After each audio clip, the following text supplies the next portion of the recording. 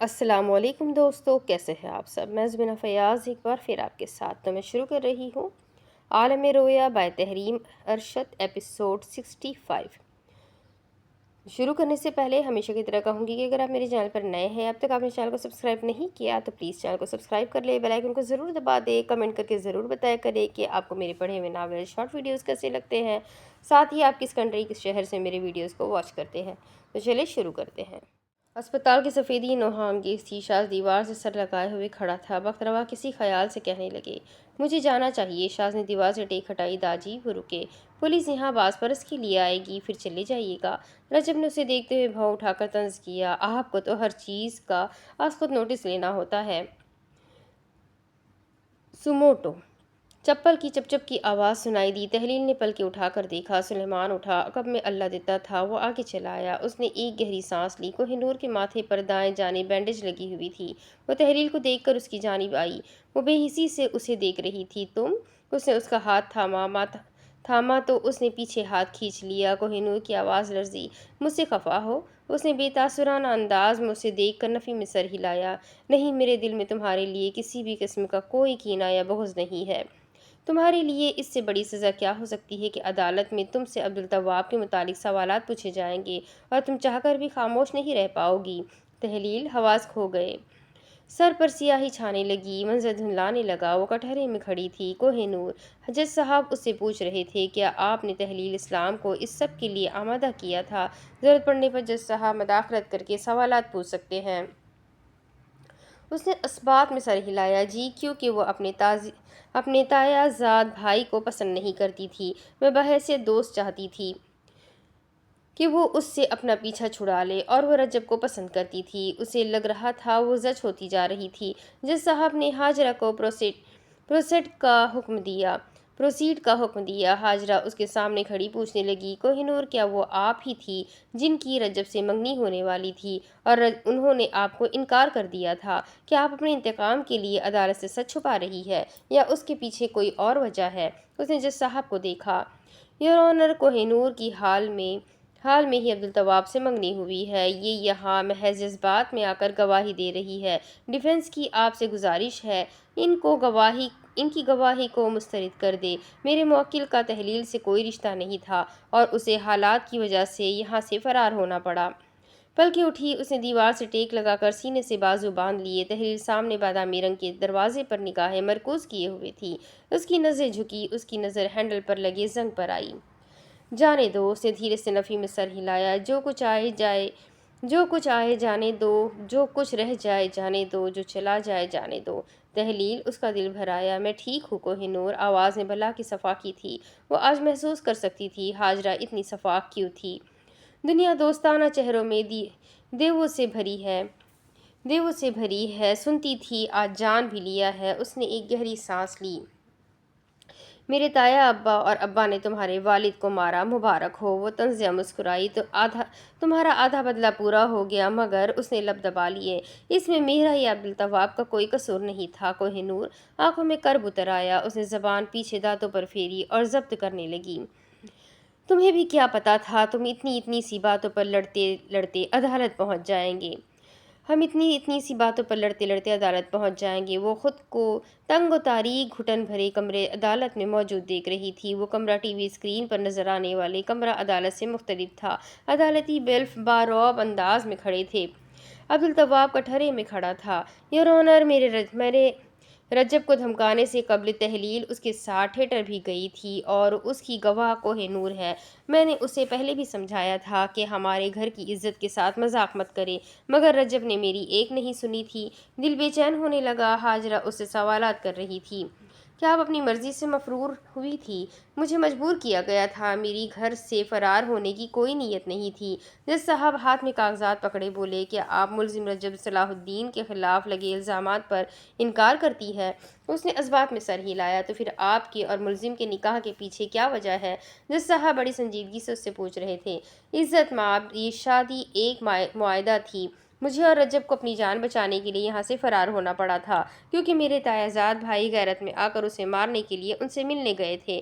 میں نے اپنے تایا کے داماد سے مدد طلب کرنے کی کوشش کی مگر مجھے مناسب نہیں لگا۔ پولیس ہمیں شہر میں ڈھونڈ رہی تھی۔ ہماری کوشش تھی پولیس ہمیں ایک ساتھ نہ پکڑے۔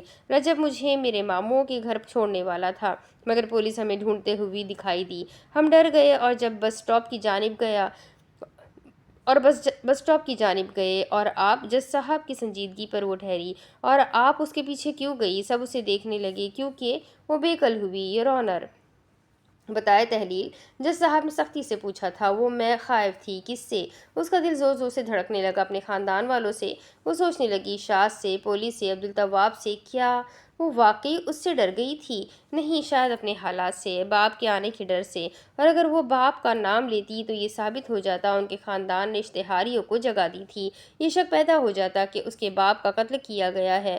اس نے زور سے نفی میں سر ہلایا۔ وہ اسپتال میں تھی۔ اس نے دائیں بائیں دیکھا۔ کتنا مشکل ہونے والا تھا یہ سب اس کے لیے، حاجہ کے لیے، ان سب کے لیے۔ اور ان سب کے لیے وہ گہری گہری سانسیں لیتے بینچ پر بیٹھنے لگی۔ کوہ نور کی نگاہیں اس پر مرتکز تھیں۔ میری دعا ہے کہ تمہارے نصیب میں بہت سی خوشیاں لکھی جائے۔ اللہ تمہارے ٹوٹے دل کے ٹکڑوں کو جوڑ دے اور بہت سی خوشیاں دکھائے۔ وہ تمہاری پشیمانی اور ندامت کو تم سے دور کر دے۔ میری دعا ہے اللہ تمہیں اس تاریکی سے نکال دے۔ رجب فاصلے پر شاذ کے ساتھ کھڑا تھا۔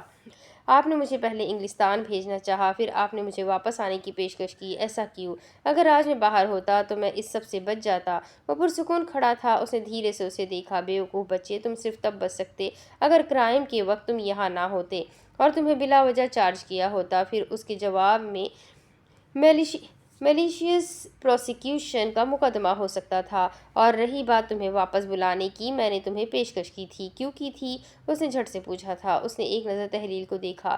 کیونکہ مجھے تمہاری سرگرمیوں کے متعلق اندازہ ہو گیا تھا۔ اس نے کچھ سوچتے ہوئے فیصلہ کیا۔ میں آپ کے لیے ڈبل ایجنٹ بننے کے لیے تیار ہوں مگر میری ایک شرط ہے۔ شاذ بغور اسے دیکھ رہا تھا۔ مقدمہ اب بھی چلے گا، مجھے باعزت بری کروایا جائے۔ ابھی یہاں پولیس آ رہی ہے۔ وہ سامنے دیکھتے ہوئے کہنے لگا، اور میں لگے ہاتھوں بیان دوں گا کہ تم نے عبدالتواب کو زہر دینے کی کوشش کی ہے۔ رجب کا چہرہ سرخ ہو گیا۔ میں نے اسے زہر نہیں دیا۔ اس نے اس سے مسکرا کر پوچھا، تمہارا مینسریہ تو قتل کا تھا؟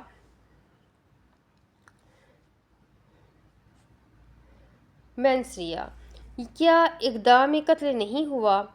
تمہارے پاس سیدھا راستہ تھا، کورٹ کا راستہ، پر تم نے بھی وہی کیا جو عبدالتواب نے کیا۔ رجب سٹ پٹا کر کہنے لگا، وہ لوگوں کے منہ بند کروا رہا تھا۔ کیا اس کا یہ مطلب تھا تم اسے زہر دینے کی کوشش کرتے؟ وہ افسوس سے اسے دیکھ رہا تھا۔ تم نے میری محبت کا ناجائز فائدہ اٹھایا ہے۔ حاجہ کے بعد اگر مجھے کوئی عزیز ہے تو وہ تم ہو، اس لیے میں سب خاموشی سے برداشت کرتا رہا۔ حاجرہ اپنے بھائی کے خلاف جا کر تمہارے لیے لڑ رہی تھی، صرف اس لیے کہ تم اس کے مستحق تھے، پر تم نے کیا کیا؟ لیکن میرے ساتھ زیادتی ہوئی ہے۔ میرے باپ کو پولیس لے کر گئی تھی۔ وہ تمہاری وجہ سے لے کر گئی تھی، میری وجہ سے؟ اس نے حیرت سے اسے دیکھا۔ کیا تمہیں نہیں پتا یہاں ایسے ہی ہوتا ہے؟ مگر قانون، رہنے دو۔ اس نے بیزاری سے منہ موڑ لیا۔ حاجہ کے کہنے پر میں نے پولیس والوں پر پرچہ کروایا، مگر تمہیں سچ بتاؤں میری نظر میں کتنے لوگ ہیں جن کا ایک مرتبہ ریکارڈ خراب ہو جائے تو پولیس انہیں بار بار پریشان کرتی ہے۔ اگر انہیں ملزم نہیں ملتا تو اس کے گھر سے کسی ایک فرد کو گرفتار کر لیا جاتا ہے۔ جانچ کے نام پر ان کی چھترول ہوتی ہے، جبکہ اس ملک میں ایسا کوئی قانون نہیں ہے۔ رجب زخمی سا مسکرایا۔ کیا میرا ریکارڈ خراب کرنے میں میرا ہاتھ ہے؟ کیا اس میں تمہارا ہاتھ نہیں؟ اس نے سادگی سے پوچھا۔ تم خود کو ان کی جگہ پر رکھو۔ تمہارے گھر کی عزت غائب ہو تو کیا تم ہاتھ پر ہاتھ دھرے بیٹھو گے؟ تم نے میری نیت پر شک کیا، مجھے دھمکایا، یہ سوچے بغیر میں تمہارا بھائی تھا۔ تم نے تحلیل کو ساتھ لے جاتے ایک بار یہ نہیں سوچا کہ میں نے تم سے کچھ کہا تھا؟ میں اس سب میں پھنس سکتا تھا، یہ جاننے کے باوجود میں نے تمہارے لیے خطرہ مول لیا، اور آج اس سب کے لیے تم مجھے ہی مورد الزام ٹھہرا رہے ہو۔ اور تم مجھے بتاؤ، تم سے کس نے کہا تھا تحلیل کو ساتھ لے جانے کے لیے؟ تم سے کس نے کہا تھا بس میں چڑھنے کے لیے؟ یہ دنیا ایک جنگل ہے، اس میں یا تمہیں لڑنا پڑتا ہے یا پھر ہر روز بھاگنا ہوتا ہے۔ تم بھاگتے رہے اور پھر زندگی نے تمہیں اس مقام پر لا کھڑا کر دیا۔ تمہاری واپسی پر ہم تمہارے لیے لڑنے کے لیے بھی تیار تھے، پر تم نے غلط راہ اختیار کی۔ تم نے ہم سے بدلہ لینے کی کوشش کی۔ میں اب بھی تمہیں معاف کرتا ہوں کیونکہ میں تمہارے لیے کبھی برا سوچ ہی نہیں سکتا۔ شاذ کو دیکھتے رجب نے ماضی کی ایک کھڑکی کھلتی ہوئی دیکھی۔ مٹا اس کو۔ اسام اسے املا کرواتے مارنے لگا تو شاز درمیان میں آیا۔ نہیں بچہ ہے یار، اس نے زور سے آنکھیں میچ لی۔ مجھے پتا ہے تم میرے خلاف نہیں جا سکتے تھے، تحلیل نے مجھے بتایا۔ تم یہاں سے کیوں جانا چاہتے تھے؟ اس نے نظریں چرا لی۔ تم رجب ہو مجھے پتا ہے، چچا ہمیشہ تم سے کہتے تھے رجب کو کسی سے ضرر نہیں، تو پھر تم مجھے نقصان کیسے پہنچا سکتے تھے؟ مگر اس میں میرے باپ کا کیا قصور تھا؟ کیجو کا کیا قصور تھا؟ اس کے شوہر کا کیا قصور تھا؟ تحلیل کا کیا قصور تھا؟ وہ ذرا مسکرایا۔ اس میں میرا بھی کوئی قصور نہیں تھا۔ آپ عدالت سے انصاف مانگ سکتے تھے۔ اس کی آنکھوں میں درد تھا۔ تاریخ عالم کی سب سے بڑی ناانصافیاں میدان جنگ کے بعد عدالت کے ایوانوں میں ہوتی ہوئی ہے۔ میں نے اپنی آدھی عمر اپنے نام و نسب کے بغیر گزاری ہے۔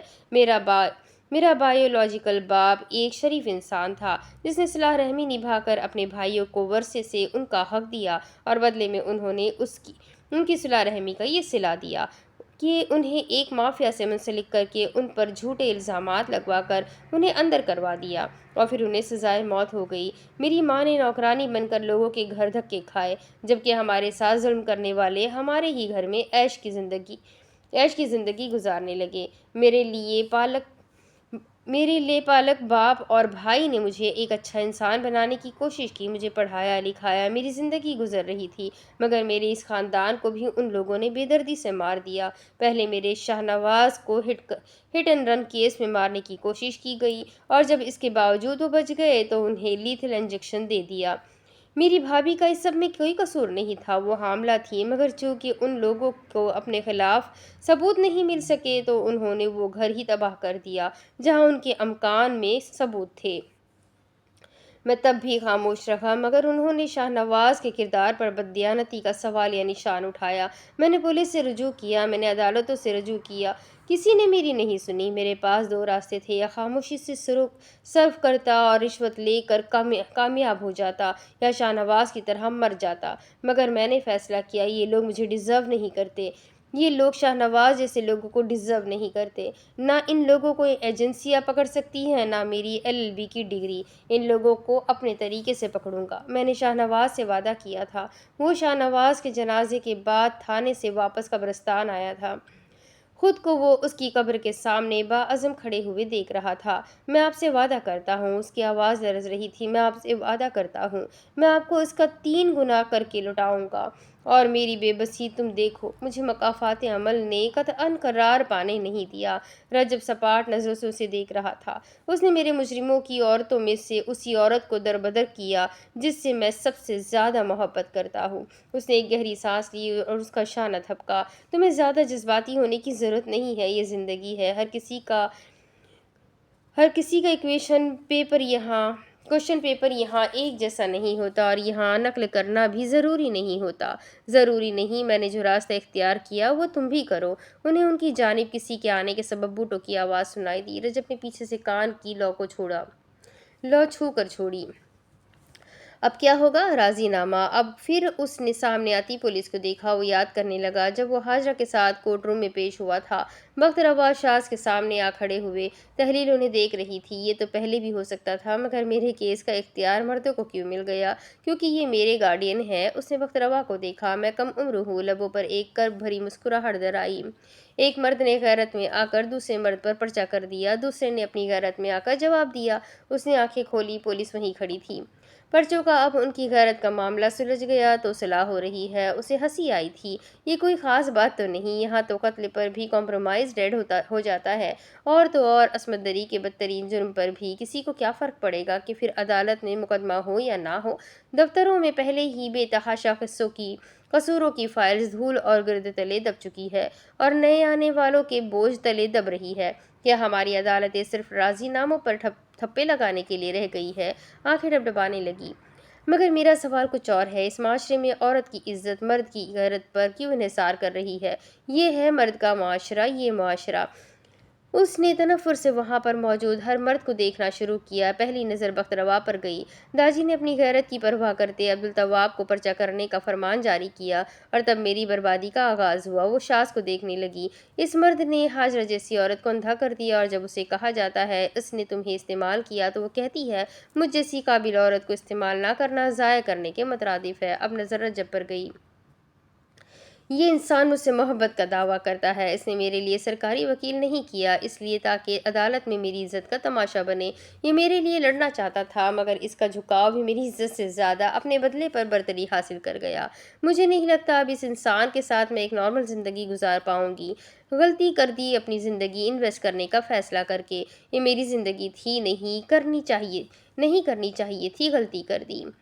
میں نے دیکھی دنیا، دیکھے لوگ، روٹھی خوشیاں، دیکھے روگ۔ میں نے دیکھا گدلا ظاہر بھی، وہی جانا اجلا باطن بھی۔ ڈھونڈا ہر سو، کھوجا سارا جہاں، نہ ملا سکون۔ کیا یہاں کیا وہاں، نہ سکون ملا۔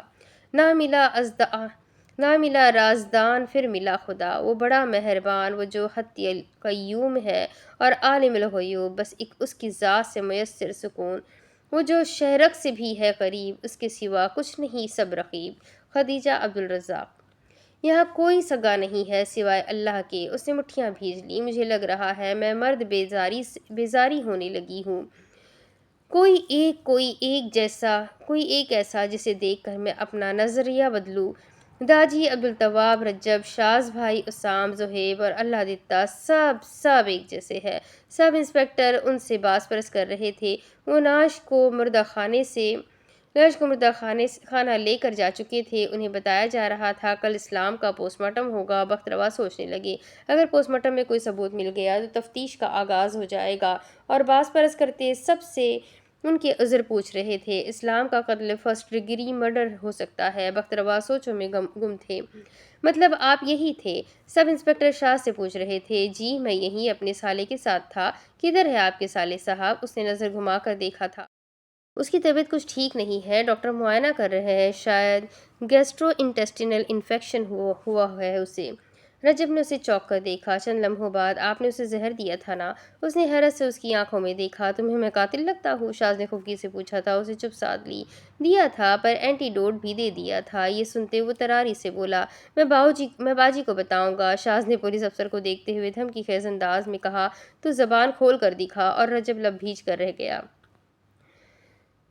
چھلے ہوئے ہاتھوں سے خون رس رہا تھا۔ تحلیل اور نیلوفر کی سسکیوں کی آواز اسے سنائی دے رہی تھی۔ وہ صحن میں چارپائی پہ بیٹھی تھی۔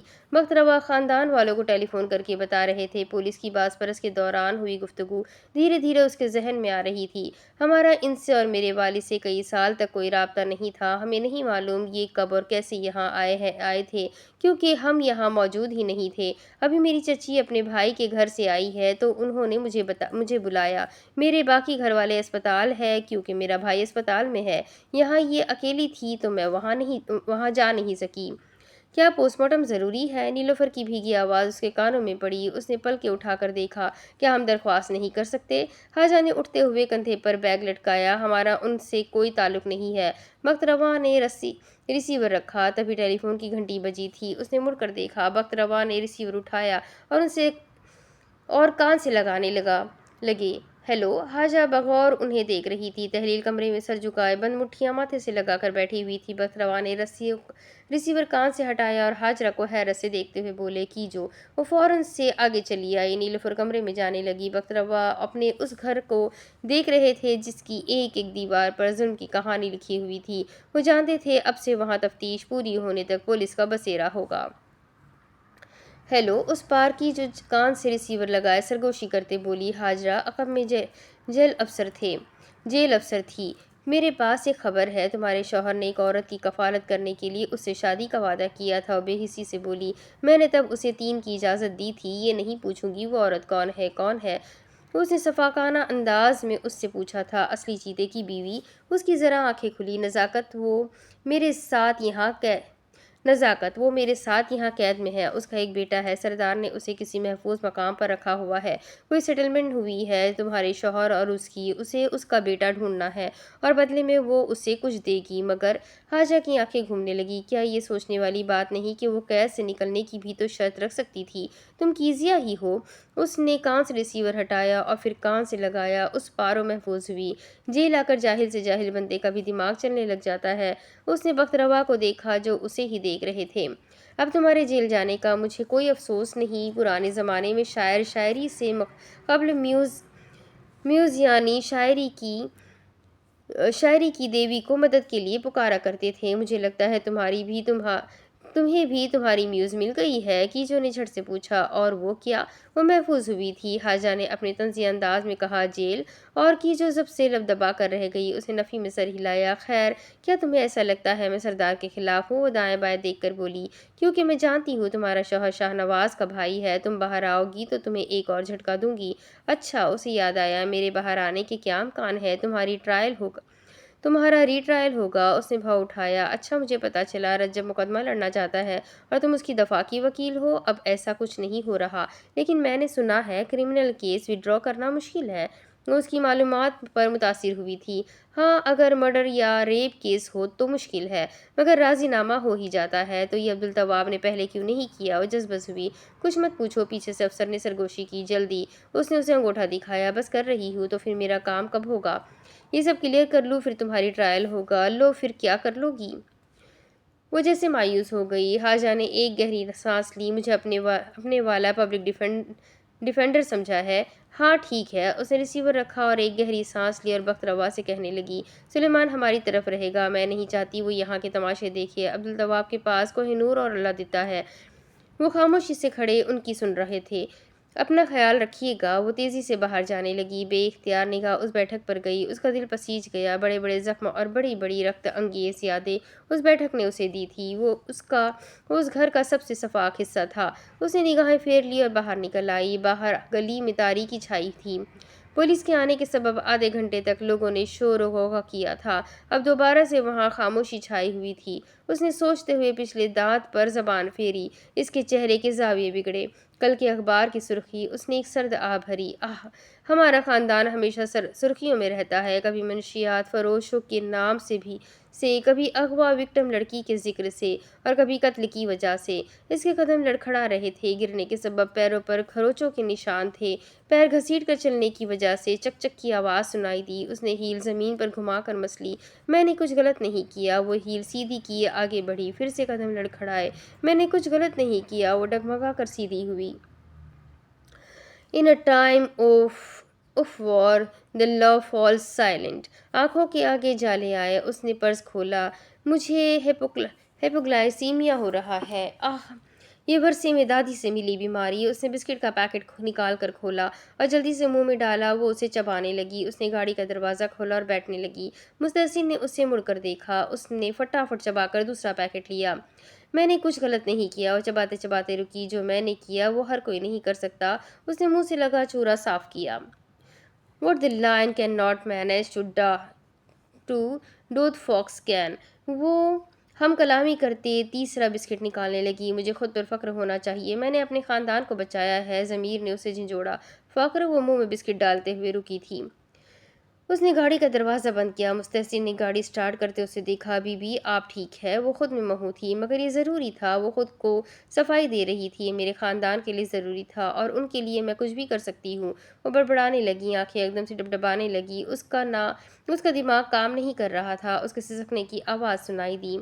مستحسن نے کنکھیوں سے اسے دیکھا۔ میں یہاں کیوں آئی؟ کیا میں اس زندگی میں واپس نہیں جا سکتی جہاں میرا سب سے بڑا خواب کوئن کونسل بننا تھا؟ کوئن کونسل، سینئر بیرسٹر، مگر آنسو گال پر ٹوٹ کر گر رہے تھے۔ مگر کیا میں اس قابل ہوں میں کوئن کونسل بنوں؟ مجھے تو ایٹیکس فنچ جیسا وکیل بننا تھا۔ اس نے مستحسن کو دیکھا۔ پتہ ہے مستحسن، امریکہ میں to kill a mocking bird نصاب کا اہم ترین جزو ہوتا ہے۔ مستحسن کنکھیوں سے اسے دیکھتا اور پھر ڈرائیو کرنے لگتا۔ ہم نے ٹرائل ایڈوکوسی پروگرام میں اس کا سین بھی ایکٹ کیا تھا جب ایٹکس نام رابنسن کا کیس لڑتا ہے۔ یہ جاننے کے باوجود وہ ہار جائے گا۔ ایٹکس کا کردار میرا آئیڈیل تھا۔ اس کی دونوں آنکھیں مسلسل بھیگ رہی تھی۔ اسے پڑھ کر میں نے ڈیفنس میں جانے کا فیصلہ کیا تھا اور اس کی 3 نصیحتیں مجھے بہت پسند تھیں۔ پہلی، اس نے شہادت کی انگلی اٹھائی جس پر خون جمع تھا۔ موکنگ برڈ کو نہیں مارنا، یہ بے ضرر ہوتی ہے، کمزور ہوتی ہے اور بے بس ہوتی ہے۔ اسے آنسوؤں سے دھندلی ہوتی آنکھوں میں اسلام کی ناش دکھائی دی۔ دوسری، کسی کو سمجھنے کے لیے جلد بازی کا مظاہرہ مت کرنا۔ اس نے دونوں ہاتھوں سے چہرہ تھام لیا۔ گود میں بسکٹ کے پیکٹ سے چورا نکل رہا تھا اور اس کہانی کا اختتام کا منظر یہ بات سمجھاتا ہے جب ایٹیکس کی بیٹی اسکاٹ اس کی نصیحت کو سمجھ لیتی ہے اور بو کی چھت پر اور بو کی چھت سے اپنے گھر کو دیکھتی ہے اور اسے احساس ہوتا ہے بوبر انسان نہیں تھا۔ تیسری انگلی کھلی۔ تیسری، کسی کو جانچنے سے پہلے اس کے جوتے پہن کر دیکھنا، تم بھی ایک جرم کرو گی۔ اسلم کی آواز اسے اپنے کانوں میں گونجتی ہوئی سنائی دی تو اس نے زور سے کانوں پر ہاتھ رکھتے آنکھیں موند لی۔ میں نے کوئی جرم نہیں کیا۔ مستحسن خدا خدا کر رہا تھا کہ وہ جلد گھر پہنچ جائے۔ ضمیر نے اسے پھر سے جھنجھوڑا۔ کوئی اس سے زیادہ بہرا نہیں ہوتا جو سننا نہیں چاہتا۔ اس نے کانوں سے ہاتھ ہٹاتے دھیرے سے سر ہلایا۔ مجھے سمجھ آ رہا ہے۔ مستنصر کا دل کپکپا رہا تھا۔ وہ ڈر رہا تھا کہ وہ اپنے ساتھ کچھ غلط ہی نہ کر لے۔ مجھے لوگ ڈیولز ایڈوکیٹ کیوں کہتے ہیں؟ وہ گردن لڑکا کر سوچنے لگی۔ الماس آنکھیں چینی ہوئی۔ مگر سب ایڈوکیٹ ایسے ہی ہوتے ہیں۔ وہ پھر سے اپنا دفاع کرنے لگی۔ تبھی شیکسپیئر نے کہا تھا لیٹ اس کل آل دا لائرز۔ اس نے انگریزی میں فقرہ دھیرے دھیرے چبا چبا کر کہا تھا کیونکہ ہم میں سفیدی بھی ہے اور سیاہی بھی۔ وہ دھیرے دھیرے سوچ سوچ کر کہنے لگی۔ اس نے چہرے سے ہاتھ ہٹائے اور بسکٹ کا پیکٹ اٹھانے لگی۔ بغور اسے دیکھ رہی تھی۔ وہ انگلی اٹھا کر ہوا میں دھیرے دھیرے لہرانے لگی۔ There is an angel and a devil in an advocate۔ اس کی آنکھیں پھیلی۔ ہم فرشتہ صفت ڈیول ہوتے ہیں یا ڈیول کی صورت میں فرشتہ؟ اس نے محبت کی داستانیں پڑھنا ترک کر دی تھی مگر کتابوں سے اس کا یارانہ اب بھی تھا۔ وہ کہتی تھی کتابیں مجھے یوں چاہتی ہے جیسا میرا چاہے جانے کا حق ہے۔ ابسرڈ۔ وہ ہنس پڑی۔ پتہ ہے، اس نے پھر سے مستحسن کو دیکھا، انگلینڈ میں ابسرڈ تھیٹر بھی ہوتا ہے جہاں بے معنی بے تکے ایکٹ پلے کیے جاتے ہیں۔ دراصل وہ بے معنی نہیں ہوتے، وہ اس 20ویں صدی کے انسان کی تصویر ہوتے ہیں جو اندر سے کھوکھلا ہوتا ہے۔ ایک دم اس نے موضوع بدلا۔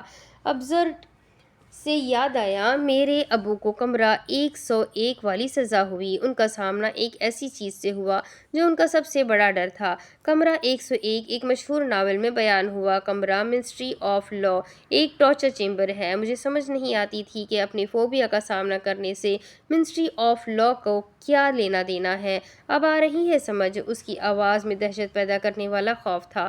مستحسن نے گلے سے تھوک نگلا۔ وہ اسے دیکھ کر اپنے طنزیہ انداز میں ہنسی۔ جب میں نے کنگ لیئر کا ایکٹ دیکھا تو مجھے بہت عجیب لگتا تھا مگر اب ایسا لگ رہا ہے جیسے میں اس کا ڈائلاگ سمجھ سکتی ہوں۔ I fear I am not in my perfect mind۔ مستحسن نے گاڑی گھر کے باہر روکتے ہوئے بریک لگائی۔ حاجرہ نے جھٹکا کھا کر باہر دیکھا۔ دھیرے سے اس نے سر اٹھایا۔ تھینک یو مستحسن۔ وہ دروازہ کھولنے لگی۔ وہ باہر نکلی اور تیزی سے اندر جانے لگی۔ مستحسن گاڑی سے باہر نکلا اور اس نے گاڑی کا دروازہ بند کیا اور اب پیچھے کھلے دروازے کو بند کرنے کے لیے آگے۔ حاجرہ لان میں چلی آئی۔ شاز اور سلیمان وہیں اس کے منتظر تھے۔ وہ اس کے ساتھ ایک نارمل زندگی گزارنا چاہتی تھی، اسی لیے اس کی شناخت سے واقف ہونا چاہتی تھی، مگر حقیقت نے اس کے اور شاز کے لیے مزید پیچیدگیاں کر دی تھی۔ وہ اس کا ساتھ دینے کے لیے تو اس کے ساتھ کھڑی تھی مگر اس کی بیوی بن کر رہنا ناممکن سا لگ رہا تھا۔ یہ جانتے بوجھتے کہ اس کے باپ کو اس کے چچا کے قاتل بنانے میں اس کا بھی ایک کردار ہے۔ سلیمان نے قریب آتے حاجرہ کو دیکھا تو متفکر ہوا۔ باجی، شاز نے اس کی پشت تھپکی۔ اندر جاؤ۔ لیکن اس نے سختی کی۔ اندر۔ وہ مڑنے لگا مگر اس نے پھر سے مڑ کر اسے دیکھا۔ باجی کو کیا ہوا ہے؟ اب وہ پلٹ گیا۔ شاز نے ایک نظر اوپر سے نیچے تک حاجرہ کو دیکھا۔ اس کے ہاتھ میں بسکٹ کا پیکٹ تھا۔ اس نے اس کے قریب آتے وہ پیکٹ اس سے لیا اور اسے میز پر رکھ دیا۔ وہ اسے خالی نظروں سے دیکھ رہی تھی۔ وہ خاموشی سے کھڑا تھا۔ چیتے کو چچا نے مارا تھا۔ سردار کا بدلہ پورا ہو گیا۔ تم اس کے پوتے تک پہنچنے کے لیے رجب کو استعمال کر رہے ہو۔ نگاہیں پھیر کر کہنے لگی۔ لان کے سبزے پر اس کی نظر گئی۔ چیتے کی بیوہ سے تم نے کفالت کا وعدہ کیا تھا، وہ کیزیا کے ساتھ قید میں ہے۔ الفت کی تم مدد کر رہے ہو، تم چیتے کی بیوہ کی مدد کر رہے ہو، سب کو استعمال کر رہے ہو، غلط کر رہے ہو۔ مگر وہ رکی اور پھر کہنے لگی۔ فرانسیسی زبان کا ایک مشہور قول ہے۔ اس نے نچلا لب دانتوں میں دبایا اور پھر اس کی آنکھوں میں دیکھا۔ محبت میں تمہیں معاف کرنا ہوتا ہے۔ وہ مزید کچھ کہے آگے بڑھ گئی۔ چند لمحے کے لیے اسے کان سن ہونے کی آواز سنائی دی۔ وہ اندر جا رہی تھی اور پھر اس نے میکانکی انداز میں پلٹ کر اسے دیکھا۔ ایک خالی شفاف آنکھیں اس نے کہیں دیکھی تھی۔ وہ اندر داخل ہوئی۔ وہ بے عقل ہوتے اس کا تعاقب کرنے لگا۔ حاجرہ اسے گویا سسپینشن برج پر دیکھ رہا تھا۔ खड़ा देख रहा था। बात कर लेते हैं। वो तेजी से बड़े डग भरते कमरे में गई। वो उसके कमरे की तरफ आने लगा। सुलेमान ने लाउंज से उन्हें देखा। वो उठने लगा तो शमसा ने उसके शाने पर हाथ रखा। यहीं बैठे। लेकिन वो नरमी से बोली, बैठे रहे, ये उनका मामला है। वो कमरे में आया। उसने नजर घुमा कर देखा, वो वहां नहीं थी। उसने गुस्ल खाने के बंद दरवाजे की जानिब देखा और वो भाग कर उसकी तरफ आया। उसने दरवाजे पर हाथ रखा। हाजरा। उसने उस पर हाथ रख कर जोर से हिलाया। हाजरा, मेरी बात सुन रही हो? उसने पैंट की जेब से बटुआ निकाला। तेजी से पानी की गिरने की आवाज़ सुनाई दे रही थी। वो फटाफट बटुए से कार्ड्स निकालने लगा। वो आगे बढ़ा। उसने अंदर ताले में उसे फंसाया। अंदर से उसे गौतों की आवाज़ सुनाई दी। उसके हाथ कपकपाए। उसने कार्ड फंसाकर 2 झटके दिए। ताला खुल रहा था। उसने एक और झटका दिया। दरवाज़ा खुला और वो कार्ड फेंकते हुए तेज़ी से बर्फ की मानिंद अंदर दाखिल हुआ। नल से तेज़ी से पानी गिर रहा था और टब में झाग बन रही थी। वो बाथ टब में डूब रही थी। वो नंगे पैर गीले फर्श पर तेजी से आगे बढ़ा। उसका पैर फिसला। उसने घुटनों के बल बैठते उसे टब से ऊपर खींचा। उसका चेहरा खाली था। हाजा ने पानी से भीगे चेहरे से सांस लेने की कोशिश की। वो मुंह खोल खोल कर सांस ले रही थी। पानी तेजी से टब में गिर रहा था। शाज ने हाथ बढ़ाकर टोटी बंद की। पानी की बूंदें उसकी शर्ट पर गिरी। वो बाथ टब में बैठी थी। भीगने के सबब उसके बाल चेहरे और गर्दन से चिपक रहे थे। आंखों में पानी भरा हुआ था। टूटी बंद हो गई। वो चंद लम्हों बाद पटरे को खींच कर बैठ गया। सर झुक गया। माथे पर उसने हाथ रख लिया। पानी की बूंदें टक टक टप में गिर रही थी। वो माऊफ दिमाग से उसे देख रही थी। चंद सातें गुजरी। उसने सर उठाकर पूछा, जिंदगी तुम्हारे लिए मजाक है? वही धीमा, बेहद जब्त व इस्तकलाल वाला अंदाज। कभी पंखे से लटकती हो, कभी दरिया में डूबने जाती हो, कभी ब्रिज से कूदने की कोशिश करती हो, कभी बाथ टब में डूबने की कोशिश करती हो। उसकी आवाज़ काँप रही थी, शायद भीग रही थी। वो जब्त किए बोल रहा था, मुझे बताओ तुम ऐसा क्यों करती हो? हाजा ने धीरे से भीगती हुई पलकें उठाई। उसने थकान से बालों में हाथ फेरा। तुम इतनी काबिल होने के बाद भी खुदकुशी करने वाली थी? उसने सादगी से कहा। अर्नेस्ट हेमिंगवे को भी तो नोबेल प्राइज़ मिला था, पर फिर भी उसने खुदकुशी कर ली। ये सुनते उसकी बस हो गई थी। पता नहीं उसे हर चीज़ में अर्नेस्ट नाम के इंसान को क्यों लाना होता था। वो कहने लगा, मगर खामोश हो गया। पता नहीं अंग्रेज़ी कल्चर कब तक करेगी। अब वो उससे उसकी शिकायत नहीं कर सकता था। वो जानता था मौजूदा ज़माने में इंग्लिस्तान में पाकिस्तानियों के साथ कैसा सलूक किया जाता था। बरतानवी उन्हें पाकीज़ा या पाकीज़ पाकीज़ कहकर चिढ़ाया करते थे। इसलिए वो तासुबाती तशद्दुद से बचने के लिए ख़ुद को गोरों के रंग में ढाल लिया करते थे। पाकिस्तानियों की इंग्लिस्तान में 19वीं सदी की दुहाई की मुश्किलात। मैं बैरिस्टर हाजरा हूँ, आग के दरिया की चंपाबाजी नहीं जो खुद को आपके मुताबिक ढाल लूँ। एडवोकेट साहब, उसने एक गहरी सांस लेकर सर उठाया। मैं बस वो सोचने लगी, कोशिश कर रही हूँ, तुमसे मोहब्बत करती हूँ। शाज ने सर झुका लिया।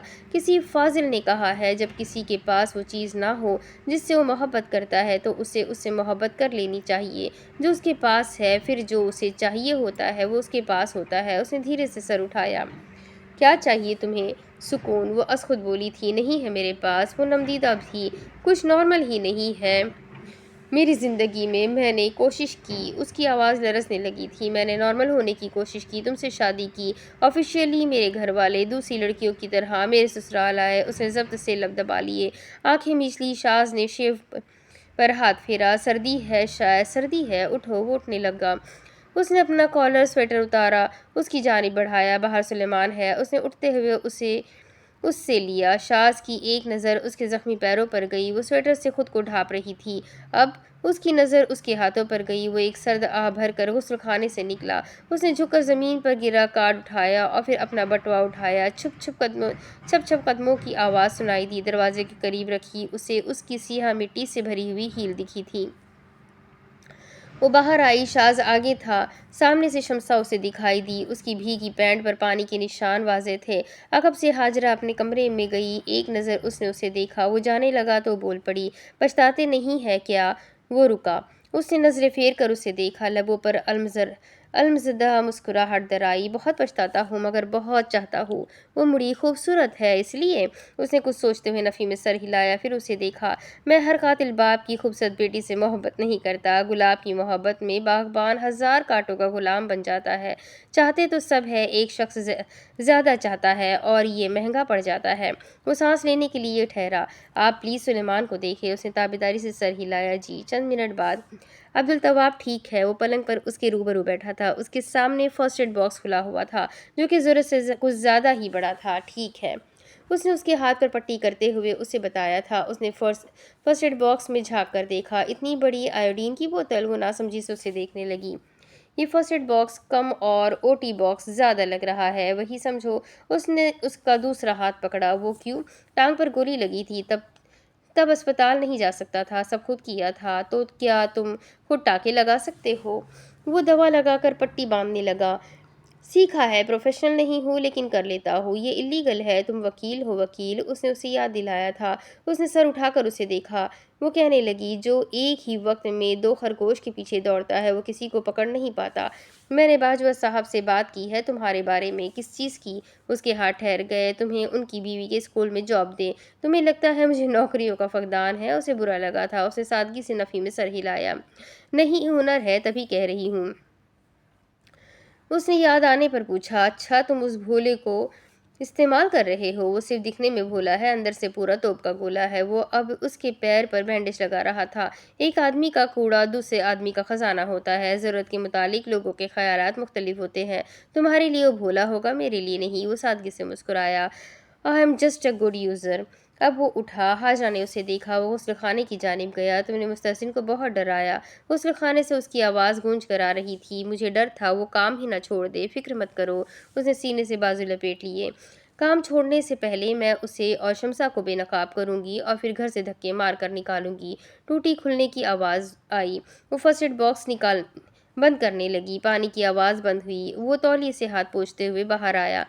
جوتی کی آواز پر حاجہ نے سامنے دیکھا۔ شاز پلنگ کے قریب آتے جھکا۔ اس نے دروازہ کھولا اور اس سے کچھ نکالا۔ حاجہ نے گردن موڑ کر اسے دیکھا۔ اس نے دراز بند کیا۔ اس کے ہاتھ میں انگوٹھی تھی۔ اوہ! اس کی آنکھیں پھیلی۔ ایسی انگوٹھی، مردانہ چترالی انگوٹھی۔ اس نے اس کے سامنے کی۔ یہ شمسا نے مجھے دی تھی، تب جب میں رجب کو ڈھونڈ رہا تھا۔ حاجہ نے ناگواری سے دیدے پھیلائے۔ میرا مفروضہ پہلے ہی یہی تھا، وہ سردار کے پاس ہے، مگر یہ ثبوت ہے۔ وہ اب بھی مطمئن نہیں تھی۔ وہ ہماری طرف ہے۔ اس نے بات کا رخ بدلا۔ اچھا مجھے بتاؤ، استعفیٰ دینے کے بعد تم نے ڈگری صرف سردار کے لیے مکمل کی تھی؟ میں سردار کے لیے کام کر رہا تھا۔ کیا واقعی یہ وجہ تھی؟ اس نے نفی میں سر ہلایا۔ شاہ نواز کی خواہش تھی، پریکٹس کرنے کی بھی۔ اس نے ایک گہری سانس لی اور اسے دیکھا۔ مجھے امید تھی شاید ایک دن میں ایک عام شہری کی زندگی گزار سکوں۔ اس نے تبسم سے پلکیں جھکائی۔ تم جیسا انسان بھی عالم رویا میں جینے کے خواب دیکھتا ہے۔ ٹی ایس ایلیٹ نے کہا تھا، انسانی دماغ ضرورت سے زیادہ حقیقت کو برداشت نہیں کر سکتا، اس لیے ہمیں عالم رویا کی ضرورت ہے۔ اس نے سر ہلایا۔ صحیح، ویسے؟ اس نے اسے دیکھا۔ ایک بار سب ٹھیک ہو جائے ہم انگلستان جائیں گے، تم وہاں میرے ساتھ پریکٹس کرنا۔ وہ فرسٹ ایڈ باکس میں ہاتھ پھیر کر کچھ تلاشنے لگا، پھر اس نے دوا نکالی۔ یہ لو۔ اس نے وہ دوا اس کی جانب بڑھائی۔ اب اس نے ہاتھ بڑھا کر گلاس اور جگ اٹھایا اور پانی اس میں اونڈیلنے لگا۔ اس نے اس دوا کی طرف دیکھا۔ نیند کی گولی؟ اس نے جگ رکھتے پانی کا گلاس اسے پکڑایا۔ کیونکہ تمہیں پھر سے دورہ پڑ سکتا ہے اور شاید اب میں اسے برداشت نہیں کر سکوں گا۔ اور اسے بخت روا کی کہی بات یاد آئی، بیٹا مجھے اس کی نہیں تمہاری فکر ہے۔ اس نے گولی نکالی اور اسے پھانک لیا۔ وہ پانی کا گھونٹ لینے لگی۔ اس نے گلاس خالی کر کے رکھا اور تکیے سے ٹیک لگائی۔ دن کا اختتام ہو چکا تھا۔ کیا واقعی اس دن کا اختتام ہو چکا تھا؟ انگلستان کا پہلا سال تو؟ وہ توجہ سے اسے سننے لگا۔ میں ہال آف ریزیڈنس کی لڑکیوں کے ساتھ پہلی بار کلب گئی۔ آئی اسموکڈ۔ اس نے اسے دیکھا۔ مجھے پتا ہے میں نے غلط کیا، پر میرے سر پر روکنے والا کوئی نہیں تھا۔ پھر مائیگرین کی وجہ سے مجھے اسے چھوڑنا پڑا۔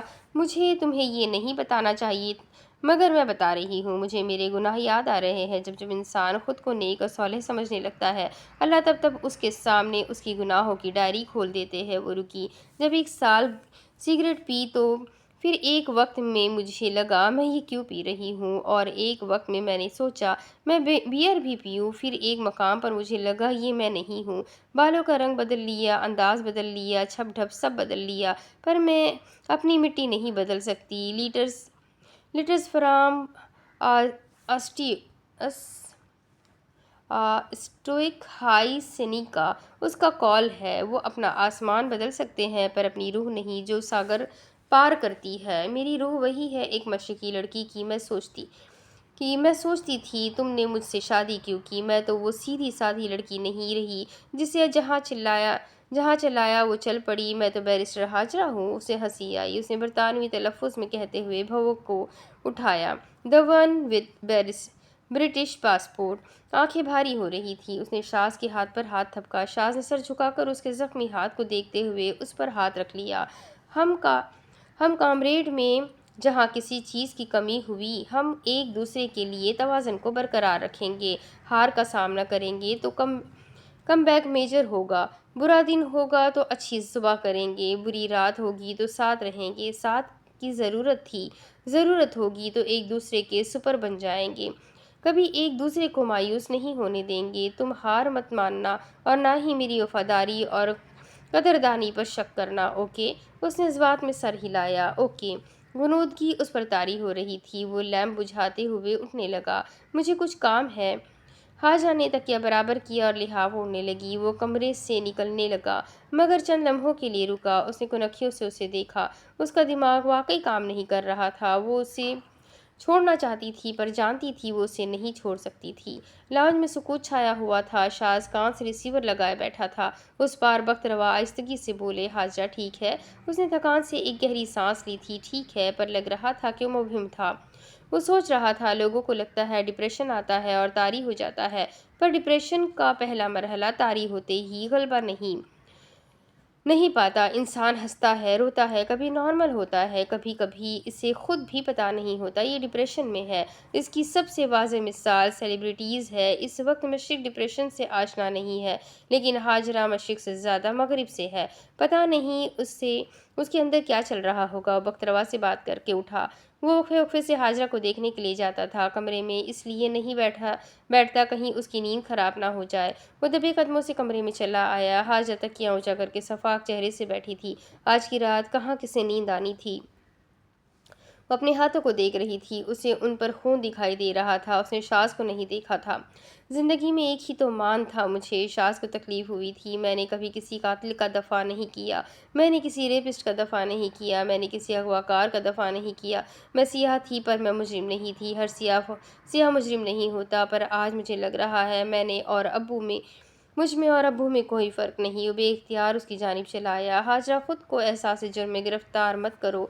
तुमने कुछ नहीं किया। उसका सर उठा। आंखों में पानी वाज़ेह था। क्या वाकई नहीं किया? वो लब खोलने लगा मगर कुछ कहने से कबल ठहर गया। उसकी आंखों में कुल्फत थी। मेरा दिमाग चाहता है मैं तुम्हें छोड़ दूँ। उसकी आवाज़ लरजने लगी थी। शाज हरकत नहीं कर सका।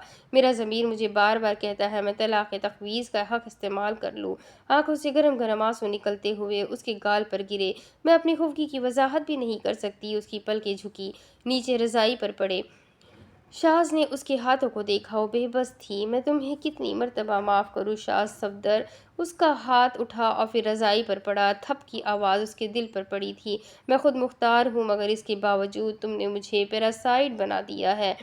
वो हिम्मत करते हुए आगे बढ़ा। उसकी आवाज़ मुकम्मल तौर पर भीग गई थी। आंखें आंसू से चमक रही थी। शाज, मैं खुद मुख्तार होकर भी तुम पर परवरिश पाने वाली पैरासाइट बन गई हूँ। मैं तुमसे खफा हूँ लेकिन तुमसे खफा भी नहीं हो सकती। वो बेबस होते उसके सामने बैठा था। वो तड़प कर उससे पूछ रही थी, बताओ शाज, मैं तुम्हें कितनी मर्तबा माफ़ करूँ। आंसू पलकों से पार हुए। पूछने का अंदाज बचकाना था। हाँ, मेरा दिल चाहता है माजी मिटा दूँ। शाज ने उसका हाथ थामने की कोशिश की। उसके आंसू टूटकर उन पर गिरे। उस बूंद ने उसे लम्हे भर के लिए साकित कर दिया। ऐसा क्यों होता है जिसे हम रोता नहीं देख सकते वही हमारी वजह से रोता है? कल्ब शाज ने सवाल किया था। ऐसा क्यों होता है कि दुनिया सबसे खूबसूरत और शफाफ दिल रखने वाले का दिल ही तोड़ती है? लेकिन अगर माजी मिटा दूंगी तो आज ही मिट जाएगा। शाज ने लब खोले। मेरा यकीन करो, मैं उसे मारना नहीं चाहता था, ना ही इसमें मेरा कोई हाथ है। हाजरा चिल्ला पड़ी। लेकिन इसमें हमारा भी एक शेर है। दोनों आंख से आंसू टूटकर सीधे गिरे। वो आगे बढ़ा। मैं सब ठीक कर दूंगा, प्लीज़ मेरा यकीन करो। हाजरा ने गायब दिमागी से उसे देखा। अलमास आंखों में सुर्ख धारियां ही धारियां थी। पलकें आंसुओं से चमक रही थी। میں نے تم سے وعدہ کیا تھا میں بچوں کا معاملہ سیٹل کروا دوں گا، میں نے کر دیا نا۔ وہ حاجہ کے جواب کا منتظر تھا۔ محبت فاتح عالم ہے تو پھر وہ شاہ کو زج کیوں کر دیتی ہے؟ وہ زج ہو رہا تھا۔ اس نے اس کے ہاتھ تھامے، اس نے خود کو بے بسی اور ناتوانی کے لب پر محسوس کیا تھا۔ شاہنواز کی شاہنوازی تھی، وہ اکیلے اس فرعونیت راج سے لڑ رہے تھے۔ میں شاذ ہوں، ہار رہا ہوں، ہر روز ہار رہا ہوں، مجھے معاف کر دو۔ وہ عاجزی سے سر جھکائے کہہ رہا تھا۔ محبت معصوم اور بے قصور کو بھی مجرم بننے پر مجبور کر دیتی ہے۔ پہلے تم مجھ سے وعدہ کرو۔ ہاجرہ اسے دیکھتے ہوئے ایک دم بولی۔ شاذ نے اسے دیکھا۔ تم میرے ابو کو کچھ نہیں ہونے دو گے؟ وہ متانت سے کہہ رہی تھی۔ پلیز شاذ مجھ سے وعدہ کرو۔ وہ ایک بار پھر سے خالی ہو گیا تھا۔ میرے ابو اب بدل گئے ہیں۔ وہ اسے کہنا چاہتا تھا، گرگ اپنے بال تو کھو سکتا ہے لیکن اپنی عیاری نہیں۔ شاذ وعدہ کرو، وہ کہنا چاہتا تھا۔ اگر گرگ کو معاف کر دیا جائے تو آپ کی بھیڑوں کے ساتھ آپ کو بھی کھا جاتا ہے۔ وہ تڑپ کر جذباتی ہو کر بولی۔ بولو نا شاذ۔ اس نے اسے دیکھتے شکستہ دلی سے ہتھیار ڈالتے دھیرے دھیرے سے سر ہلایا۔ وہ لب بھیجے اسے ہنوز دیکھ رہا تھا۔ حاجرہ نے اس کے ہاتھ پر اپنا ہاتھ رکھ کر تھپکا۔ تھینک یو، وہ ہم کلام تھا۔ تم صرف اپنے والد کا کیوں سوچتی ہو فاکسی؟ تم یہ کیوں نہیں سوچتی مجھے بھی برا لگ سکتا ہے، میرا دل بھی ٹوٹ سکتا ہے؟ وہ اس کے آنسو صاف کر رہا تھا۔ وہ اس کے آنسو دیکھ سکتا تھا، وہ نہیں دیکھ سکتی تھی۔ وہ آنسو جو اندر آنسو ٹوٹ رہے تھے۔ چند لمحے خاموشی چھائی رہی۔ شاذ کی نگاہ دیوار پر لگی ان کی تصویر پر گئی۔ اس کی نظر اس پر واپس آئی۔ تم اتنا عرصہ مجھے بھولی کیوں نہیں؟ وہ اس کے مردانہ ہاتھوں کو دیکھتے اس پر دھیرے سے انگوٹھا پھیرتے اس کی جانب متوجہ ہوئی۔ خلیل جبران نے کہا ہے، جو خوشیوں میں ساتھ ہو ہم اسے بھول سکتے ہیں، پر جو غم میں ساتھ ہو ہم اسے نہیں بھولتے۔ اس کے لبوں پر زخمی مسکراہٹ اتر آئی۔ حاجرہ سادگی سے اسے دیکھ رہی تھی۔ میں اس کی زندگی میں غمخوار تھا اور میں غمخوار ہی تھا۔ تمہیں سونا نہیں؟ حاجرہ اس سے پوچھ رہی تھی۔ اس نے کچھ سوچتے ہوئے کہا، ہاں سوتا ہوں۔ بڑی تلخ صفاق اور سیاہ رات تھی، ڈھلنے کو کسی صورت تیار ہی نہیں تھی۔ اب اس کے آگے کی کہانی میں آپ کو اگلے ویڈیو میں سناتی ہوں کہ آگے کیا ہوگا۔ ناول بہت انٹرسٹنگ ہے، ہر ایپیسوڈ میں بہت زیادہ نالج دی گئی ہے، بہت ہی حقیقت سے سامنا کرایا گیا ہے۔ تو چلیں ملتے ہیں اگلے ویڈیو میں، تب تک کے لیے اپنا خوب سارا خیال رکھیں، مجھے بھی دعاؤں میں یاد رکھیں، ویڈیو کو لائک کرنا نہ بھولیں۔ اللہ حافظ۔